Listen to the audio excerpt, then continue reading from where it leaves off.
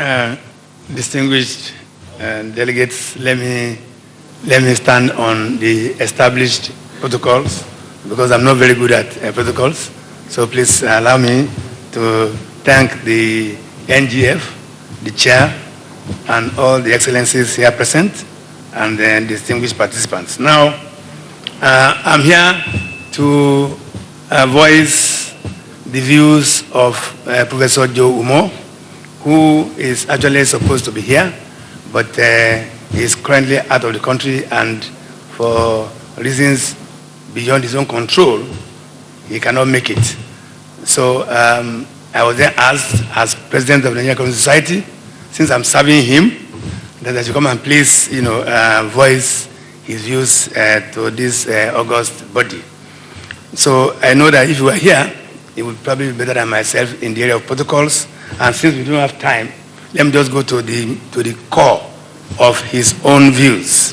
First, he, as an academic, would like to approach this issue in an academic way, not ignoring the key points already made by Comrade Adam Oshiomhole, our governor, because we have been in the trenches together for some time in these matters.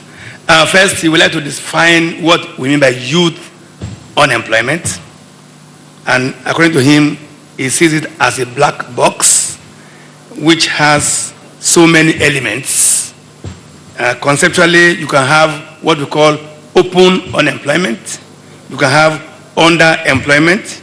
You can have low-wage employment, which is actually working poor. You can have employment insecurity. And you can have problems of social exclusion and the difficulties of unemployability. The youth that we have today, most of the arguments that we have had so far, they address a segment of this problem. And that is the segment of the skilled, ready to use labor force. But what Joe Umo is trying to encourage us to see is that you may have people who are young people, but they are unemployable. And the comrade actually alluded to that. You can have, youth that are employable, but they are socially excluded because of the rentier state that we have, where people do things not transparently, but by sending notes, obtaining telephone calls, and then sending all kinds of signals that this is my beloved candidate, please employ him or her. And the story around the crisis we had with the immigration employment recently, you have under that stories that reflect this issue of social exclusion, that if you are not connected, no matter how good you are, you cannot get the opportunity. So the issue of low-wage employment is like the issue, like I mentioned, working poor, where people actually have skills, but they cannot find a job where they can apply these skills. So they take second, third, and fourth best, and you find them in the informal sector.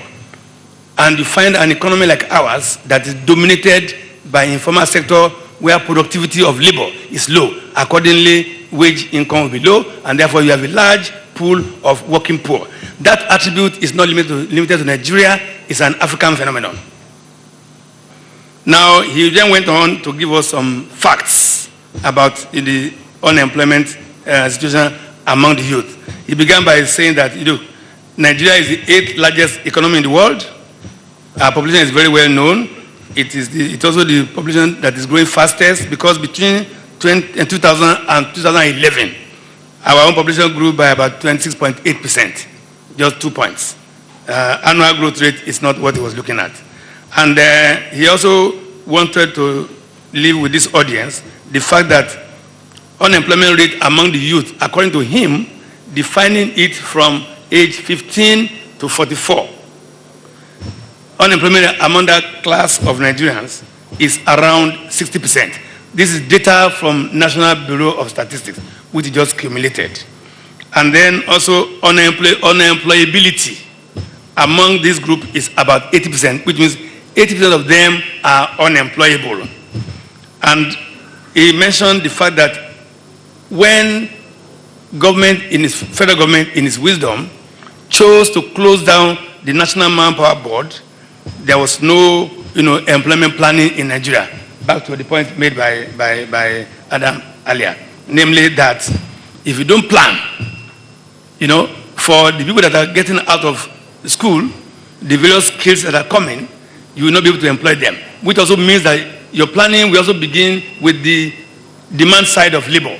You must ensure that the facility to employ the people coming out of your supply side, that your institutions are ready to engage these young ones. Otherwise, you have problems of, unemployability, because the skills they have are not the skills that the market wants.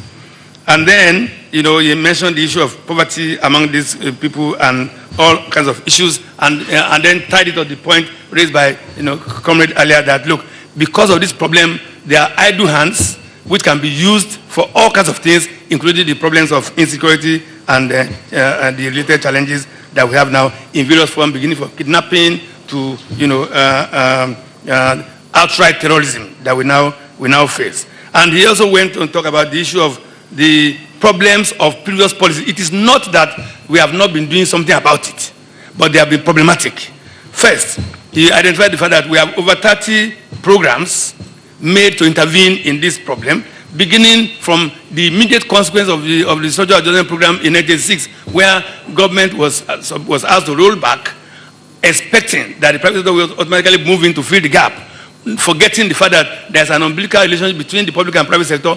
When the public rolled back, the private sector collapsed. That's what we saw in Nigeria, the formal private sector, resulting, therefore, in serious unemployment problem. At that time, government then chose to establish a number of institutions to deal with the problem. Unfortunately, you have things like, NDE, which didn't do much, is still there. You have NAPEP, which is no longer there. And then, like has been mentioned, the MDG is there, but labor or employment component of MDG is quite silent. And we have also put in place some kind of ad hoc plans like needs, seeds, and so on, but they have been badly or not effectively implemented. The result, therefore, is that you find, initiatives to deal with these problems not actually solving the problem. So the question, therefore, is not that government is unaware, but that the way we have been addressing these problems have led to limited, success. State governments are also doing quite a bit now, possibly because many of these initiatives are still quite nascent. The impact is yet to be, measured or assessed. But generally speaking, it's very close to rescue package rather than fundamental creation of the kind of employment that the chairman mentioned earlier, decent jobs, a la ILO, convention. So now it therefore suggests that we should change paradigm, and in changing paradigm is focusing on what he was calling, investment for poverty reducing employment. Investment for poverty reducing employment. This will create productive, employment, which will also reduce poverty. And it shows, according to him, information from countries that have practiced this, like South Korea, Malaysia, China, these kind of programs have resulted in industrial revolution, similar to the kind of points made by His Excellency Comrade Adam Oshiomhole. Namely, that look, if you do this type of program, you will actually be starting the process of industrial revolution in your country.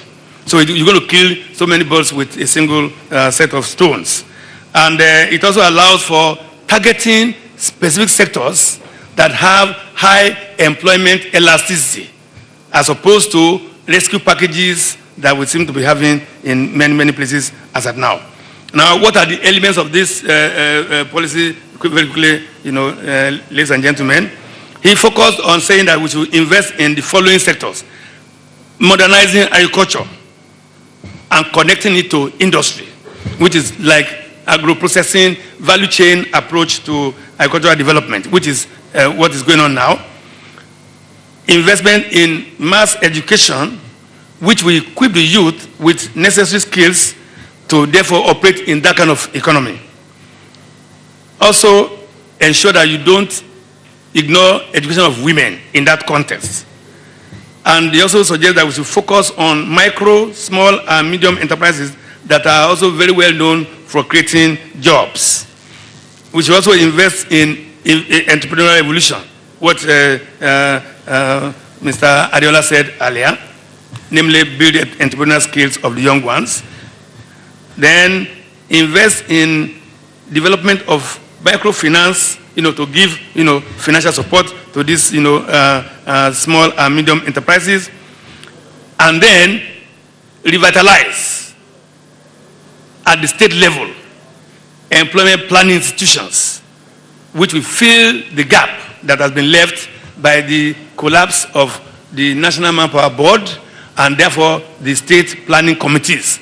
When National Manpower Board was in existence, it had state manpower committees that was relating at the state level with the government to plan, the employment, opportunities in those states. Now that's no longer existing, and the gap is suggesting that the gaps will be filled by states setting up, such institutions, and therefore ensuring that the demand-supply, mismatch is avoided.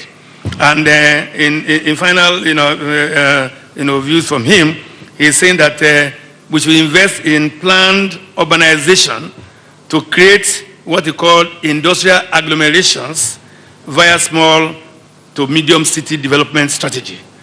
That is his views. Now, in conclusion, he has some set of critical success factors for that idea to work. First, we should have a detailed design of each program. It shouldn't be ad hoc. We should plan it very, very well. It should be properly articulated conceptually and supported with appropriate action plan for implementation. Central Bank should effectively carry out the dual mandate, and I support this one very strongly, dual mandate of macro stability and development functions, which is in line with what the governor is saying now. We hope he's going to be able to carry it out, which is don't be clapping with one hand. You need two hands to clap. First hand is to maintain macro stability, but the second hand is to also ensure that the economy is developing. Monetary authorities should not just focus on only one side of the divide. You should be working on both sides. And also, practically speaking, at the state level, is suggesting that state governments should consider, engaging with what he called employment champions. It could be in the NGO community. It could be, a foundation like, Mr. Adiola, for example, could be the employment, champion for Lagos State or for Ogun State or for a combination of states. And I'm sure we have many, many like him in our states. Please encourage them to come on board and be ringing the bell around employment. And of course, it's suggesting that we should buy into the federal projects and challenge the youth to take responsibility for their employability by responding to the opportunities that are existing in the environment. In essence, he's saying, which is utterly in line with what Mr. Adiola said earlier also, that the youth should also not be made to all of them be looking for employment created by others. They should be thinking of themselves creating jobs for themselves and therefore also sucking in many of their colleagues. Finally, he is suggesting that we should have strong political support starting from the highest level, because if the leadership at the state, leadership at national, leadership at enterprise levels are not seized by the kinds of points raised by His Excellency Adam Oshiomhole, these good ideas will not receive the kind of drive that it deserves, and therefore the result on making life more abundant through creating decent jobs for our youth will not be realized. Thank you very much.